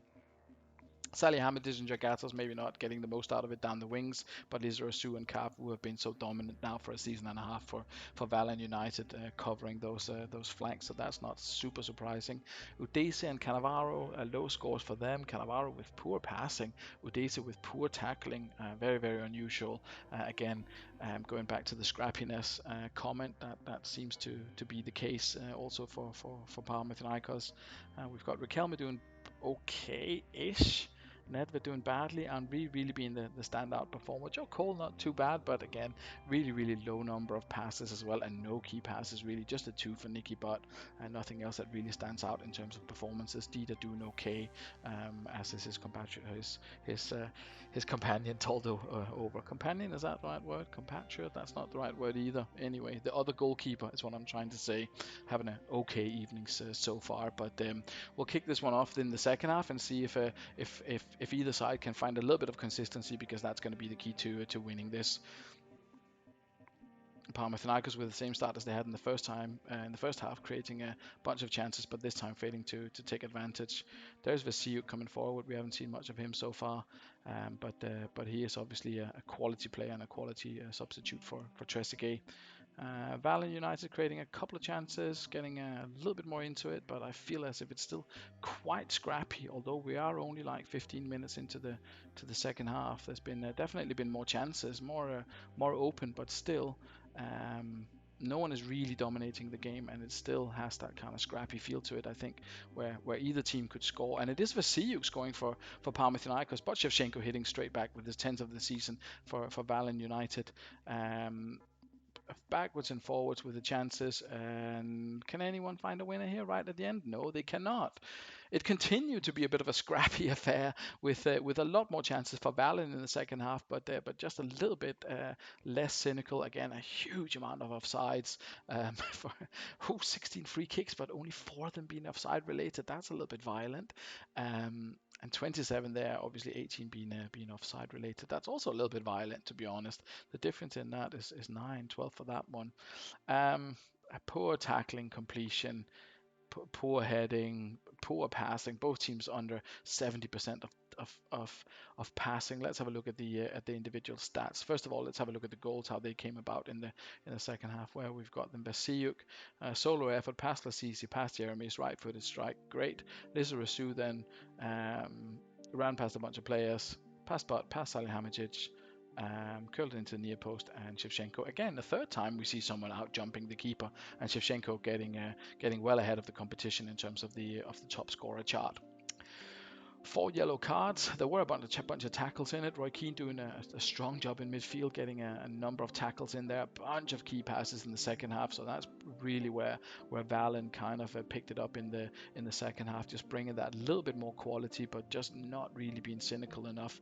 Totti being the kind of key culprit. Of course, it's a good goalkeeper performance from the Panathinaikos goalkeeper from Dida, but yeah, 5 shots on target and only 1 goal. That's a little bit low for someone of Totti's quality. Shevchenko obviously getting a goal. That's good news for him.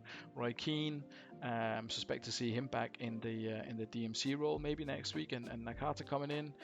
Who knows? Ayala surprisingly doing a pretty poor job at the back there, with only winning 4 tackles.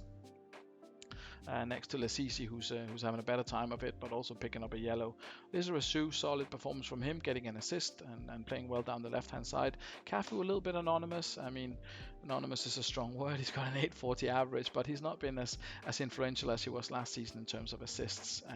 But apart from that, he's putting in pretty much the same, if not the slightly better performance in terms of his average.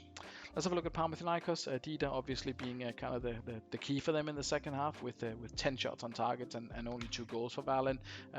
And 8 is perhaps a little bit low, but that's what you get. Udeza and Cannavaro up against it tonight. Udeza up against a quality opponent. Which side is he on? Udeza's on the right, and I think Shevchenko's on the left. So Udeza just failing to control Shevchenko. It would have perhaps made sense for Panathinaikos to swap those two around, putting Cannavaro up against Shevchenko and trying to keep him in check a little bit more. The fullbacks are doing okay, but not creating a lot. That's to be expected against Cafu and Lizarazu, especially when they're playing as well as they are. Nicky Butt is doing okay. Riquelme, that's a low pass completion from Riquelme. He won't be entirely pleased with that. Only 27 out of 41. In terms of tackling, they're doing okay. Headers, Vasiliuk doing okay in the air as well. He's actually putting in, Henry and Vasiliuk, they're putting in a good solid performance, both of them. Nedved getting an assist, a much better performance in the second half from him, playing himself up from that 5 he had in the first half. Joe Cole, a little bit anonymous, but in the end getting a 7. Good pass completion. He's actually doing some tackling and putting in a relatively decent defensive display in this match, which is perhaps not what you're looking for, but it's a tricky away game. Valen United away is never going to be easy. But let's have a look finally at this. Yeah, again, fairly even distribution in terms of play. It was just Valen who had the better chances, mainly through Totti in the second half. A 2-2. Neither side will be hugely impressed with that. Neither side will be hugely disappointed probably, and we'll see what that means to the table. It's obviously good news for Ardsley, I would say. Let's have a look. We start at the top. We have a look at Ardsley Celtic. First of all, let's maybe run through the results. We've got Ardsley Celtic beating Midlothian 2-0 at home. Then we've got Chudley, a little bit surprising perhaps, losing 3-0 at home to Aster. Churchtown getting a 2-2 draw with Bolton. Bolton staying in 6th place. Dragons up to 9th now with that 2-1 win over BTEC, who dropped to 11th. We've got Hooligans in 7th, hot on the heels of Bolton. 2-1 win over Swindon, who are down in 14th. After that, Sloths victory. Sloths are up to 13th with a 2-0 victory over Hoddesdon Hornets, who are down to 12th.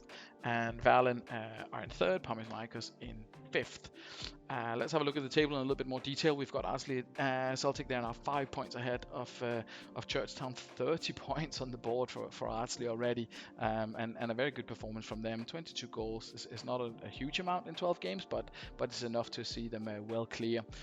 Churchtown are not just behind them, but they are the nearest challengers on 25, and then we've got the Valen and Midlothian on 24. Obviously, I think was there some kind of chat that Midlothian could go first if they beat Ardsley and results went their way and things like that. In the end, they didn't, so that was all academical anyway. But they stay on 24th. But Ian will be very happy that Churchtown and Valen and Panathinaikos and Bolton all drop points as well today. So he's definitely staying in contention there. Watch out for Hooligans though on 19, just behind Bolton Phoenix. Aster as well on 16 now. Dragons starting to move up the table. They're on 13. Good result for them tonight. Chudley Cannons. Yeah, I'm not entirely sure. 28 goals conceded is not brilliant. 3-0 loss at home, not brilliant either. Again, I feel a little bit as if there's there's something in those kind of lineups matching up against the opposition where you end up with players a little bit out of position that maybe plays into it, but that's just me guessing, to be honest. BTEC again having a good performance, playing better than their opponents, creating more chances, having more shots on target than their opponents, and still losing, which is not great for them, obviously. Let's have a look. It's a 6th defeat in a row. Somehow they've managed to achieve that. I'm not entirely sure how. Disappointing for Ian. I'm sure he has got a very good squad at his disposal. I'm just not sure what's going wrong here. If we look at it, okay, maybe he's not better as such, but he's not that much worse in that game. Better than Aster in terms of of chances. Hooligans again, not better, but very very even. Unlucky to lose that one. Churchtown, that's always a difficult one, but the same amount of shots on target. Then he's got the Sloths game where he's by far the better side. Then he's got the Dragons game where he's again the better, or certainly the more creating side. He's playing Midlothian at home next. Midlothian obviously had that defeat now, so we'll see if Peter can get something there. But 4 away games in a row, all lost. That's quite disappointing. He will obviously have. Has he already had his home games? I don't know. Or he's already had some home games. I was going to say maybe he'll have a run of 4 home games, but he finishes the season with Hooligans, with Sloths, with Dragons at home. So it'll be interesting to see if Ian can turn this one around. But it's difficult to explain what's going on. I can fantasize about what the what it means to match up with certain players in certain positions, but at the end of the day, it's disappointing to continue to concede that many goals and to not get anything up at the other end when you're creating so many chances. So that's kind of the mystery of the season so far, as B takes form in the last 6 games. Hornets as well. How come they are not scoring? That was definitely not their problem last season. They find themselves in 12th place with only 10 points from 12 games. Hugely disappointing, I'm sure, for Craig. Sloths are starting to, dare I say, Sloths are starting to move in the right direction. If we look at it, they've only lost by 1 in the last 3. Out of the last 6, they've won 3, lost 3, and they only lost by 1 in the goal in those 3 games that they did lose. And they've got Hooligans up next, a difficult away game. Then they've got Swindon at home, a huge game after that. And then we'll see where that leaves them after those 2 games. Of course, the whole squad hates Rivaldo, as you can see. If you're wondering why Rivaldo's left out, that's because he hasn't got any friends. And unfortunate for Swindon Devils, it didn't work out for them tonight. And they find themselves at the bottom with that Sloths win. Only 1 win in 12. It's getting more and more difficult. They have got Chudley away next, and then Sloths away. 2 games where they need to find something. They need to find something, Swindon Devils. As mentioned again, whether it's the passing, the positioning of the players, the way they mark, something is just not quite clicking for them. We'll see what they do up against Chudley and up against Sloths next in the 2 games.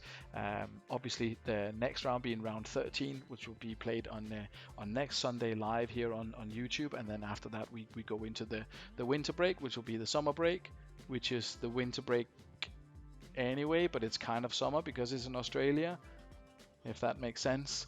Either way, the middle of July won't see many games, but we'll try and do our best with the transfer windows and keep you entertained with other things. Anyway, that's where I'm going to leave it for tonight. Here's the table. I hope you enjoyed the show. A little bit different. I managed to do it to save 14 minutes by just talking to myself compared to normal. So hope you enjoyed the show, and we'll be back to normal service resumed as of next Sunday. Thank you very much for watching, and good night.